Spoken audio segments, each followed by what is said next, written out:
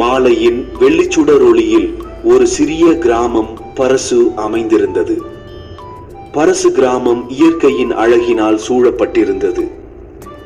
நீல நிலாவை கண்டும் பச்சை மலர்களை நுகர்ந்தும் மகிழும் மக்கள் அங்கே வசித்தனர். அந்த கிராமத்தில் ஒரு சிறிய குடும்பம் வாழ்ந்து வந்தது. தந்தை அரவிந்த், தாய் காமாட்சி மற்றும் குழந்தைகள் கார்த்திக் மற்றும் மாதவி.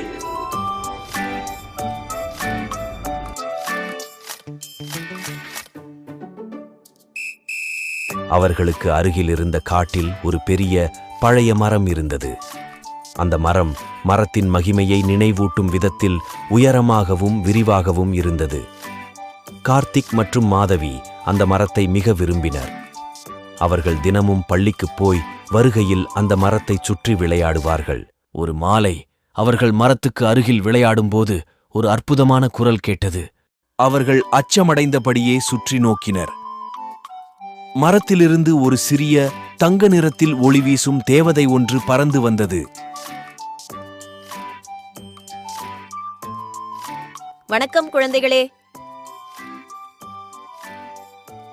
வணக்கம் குழந்தைகளே.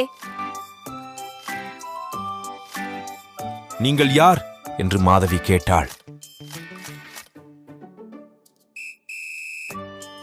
நான் ஒரு மரதேவதை.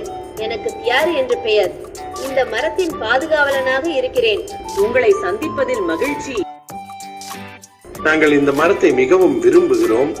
நீங்கள் எப்போதும் இங்கேயே இருக்கிறீர்களா? இந்த மரத்தை பல வருடங்களாக பாதுகாத்து வருகிறேன். அதனால்தான் இந்த மரம் இன்றும் இளம் மற்றும் ஆரோக்கியமாக இருக்கிறது. இந்த மரம் மிகவும் பழமையானது. நீங்கள் எப்படி இந்த மரத்தை பாதுகாக்கிறீர்கள்?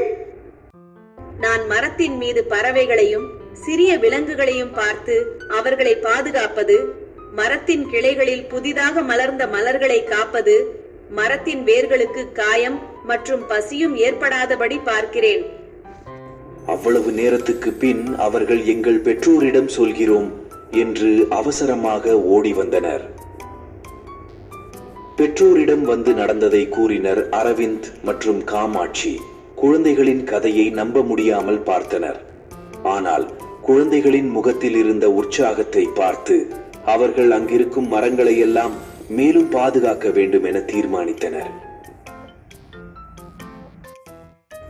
அடுத்து வந்த நாட்களில் கார்த்திக் மற்றும் மாதவி மரதேவதையுடன் அதிக நேரத்தை கழித்தனர். அவர்கள் தியாருவிடம் பல சுவாரஸ்யமான கதைகளை கேட்டார்கள்.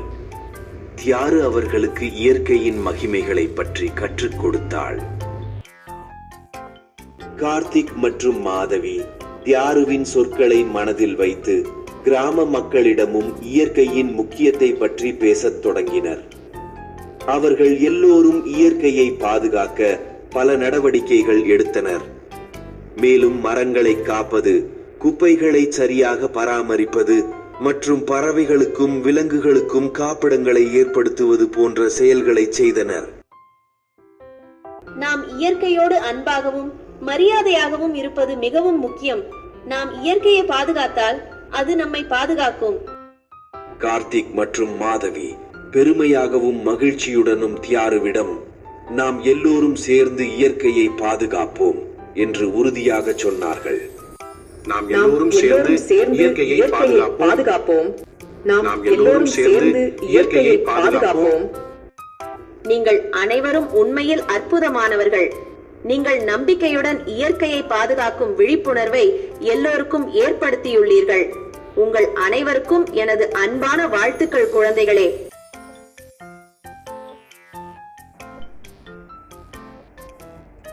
அதன் பின் பரசு கிராமம் மாறிய இயற்கையின் அழகிலும் மக்களின் அன்பிலும் இயற்கையின் மகிமையை ஒவ்வொரு நாளும் கொண்டாடியது.